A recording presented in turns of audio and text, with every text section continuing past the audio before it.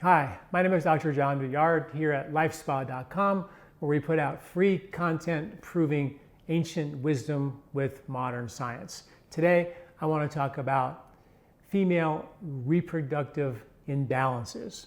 You know, primarily the cause of most reproductive concerns or menstrual concerns have to do with stress, particularly physical stress, mental stress, emotional stress. These have a major impact on the adrenal glands. We've all heard of adrenal fatigue, but when the adrenals become depleted, they start looking to borrow money.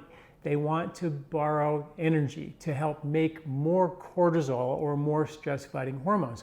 And there's a handful of places the body will go. The thyroid is one, the blood sugar, pancreatic delivery system of sugar into the blood is another, but primarily and first and foremost, the first place the adrenals go shopping for cortisol is, yes, the female reproductive hormones, which include testosterone, progesterone, and estrogen.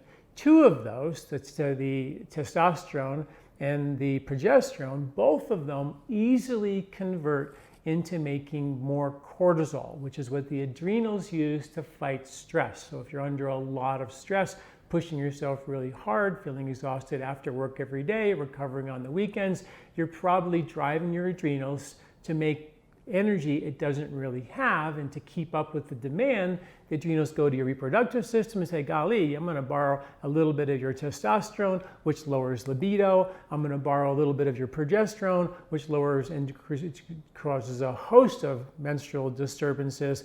But what that does is it leaves the body with lower progesterone that was used to fight the stress with a unopposed estrogen. There's a very delicate balance between estrogen and progesterone. And if the body uses progesterone to fight the stress, then you have what's called a perceived level of high estrogen. And in the body, when the body perceives there's high estrogen, a whole host of problems ensue. And this is why the holy grail of HRT, hormone replacement therapy today, is to give progesterone as a magic bullet for everything, because it does solve the reproductive problem, but it doesn't solve the problem that really caused this mess in the first place, which is the depletion of the adrenal glands. And this is an important discussion. So when you have this unopposed estrogen and the body thinks it has too much estrogen, you get a whole bunch of problems, which include headaches and mood swings and fibrocystic breast development and weight gain and hair loss and cold hands and cold feet and difficulty sleeping and memory issues and all kinds of PMS, premenstrual related issues. Now, I did write another article called It Might Not Be Hormonal, which is a very important article for you to read at lifespa.com, where we find that there's lymphatic drainage that happens prior to the menstrual cycle that can cause many of the premenstrual related issues. We decongest the lymph, a lot of the reproductive problems go away, and problems are solved. It's not always only lymphatic congestion due to the premenstrual lymphatic detox, and that's the article, It Might Not Be Hormonal, a really important article to read as well, because the other piece of this puzzle. But there oftentimes is an adrenal fatigue depletion of the progesterone that leaves an unopposed estrogen that causes weight gain and bloating and swelling and all kinds of irregular periods and painful periods and all kinds of concerns. So that's that. Now, testosterone is a depletion that also happens in women as well, and many of the studies show that low testosterone in women just has to do with low libido, which is definitely a factor. But there are other things that low testosterone in women cause as well, which include fatigue, weight gain, depression, anxiety, brain fog, cognitive decline, hair loss, and of course the big one, which is the low sex drive. So the two hormones, testosterone and progesterone, that are used, that are taken as precursors to make cortisol to fight more stress, they can leave the menstrual cycle pretty compromised. In Ayurveda, there's two pranas, energies. One goes up called pranavata, one goes down called apanavata. And Ayurveda described this as kind of a borrowing from Peter to pay Paul. If there's a lot of stress up here, all the prana goes up. It borrows money from the reproductive energy, which goes up and helps you cope with that stress. The apana goes up and then eventually depletes both the prana and apana, and that's the Ayurvedic way. We're really talking about how the adrenals, which are lower center seated, become depleted. That's the apana vata, and the prana, which is your ability to handle stress, fight stress mentally, emotionally, cognitive function, brain fog, all those kinds of things. Now in Ayurveda, the solution was, of course, deal with the adrenals, deal with the stress, yoga, breathing, meditate, lifestyle, and sync with the natural cycles, go downstream. Everything we write about at LifeSpa.com, all the articles and videos about lifestyle, are so critically important. But there are a handful of herbs that work really wonderfully. And again, I can't not mention the other article.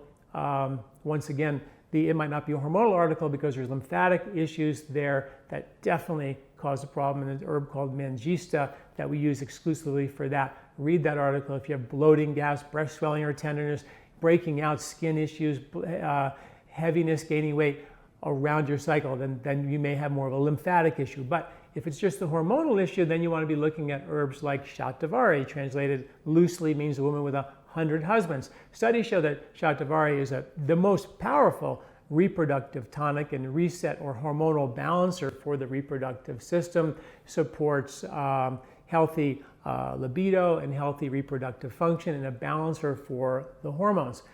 Shatavari has also been shown to be an adaptogenic. It actually balances cortisol levels and lowers cortisol levels, so it does address the adrenal component as well, which is why it's one of the adaptogens in the body and a very powerful rejuvenative and tonic, not just for the reproductive system, but for the adrenals and the whole body. So that's one that's critically important. And then the other one is ashwagandha, once always thought to be a male hormonal tonic, but studies show that the ashwagandha is actually better for women than for men. The studies show that it actually increases libido and sexual function and pleasure and orgasm and lubrication and all these things better for women than for men, which is kind of crazy. And of course, ashwagandha is by far and away the most powerful adrenal adaptogen that's been studied. It's an incredibly powerful agent. So when you take ashwagandha and you put it together with Shatavari,